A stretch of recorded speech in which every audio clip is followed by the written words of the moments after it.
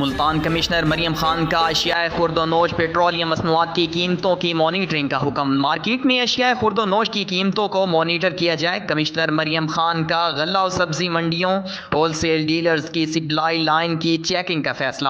طلب و رسد کے نظام کو شفاف بنا کر کمیشن مافیا کے گرد گھیرا تنگ کیا جائے۔ ذخیرہ اندوز کمیشن مافیا کڑے احتساب کے لیے تیار ہو جائیں۔ چکن، سبزیاں، دالوں سمیت اشیاء خورد و نوش کی سستی سپلائی چین یقینی بنائی جائے۔ ہول سیل ڈیلرز عوام کا احساس کرتے ہوئے سستی سپلائی ممکن بنائیں۔ روٹی، نان کی نوٹیفائڈ قیمتوں پر ہر صورت عمل درآمد کروایا جائے۔ ڈپٹی کمشنر اسٹیک ہولڈر سے مشاورت کے بعد سرکاری ریٹس کا نوٹیفیکیشن کریں۔ مقامی اجناس کی مارکیٹ میں گراں فروشی کسی صورت برداشت نہیں کی جائے گی۔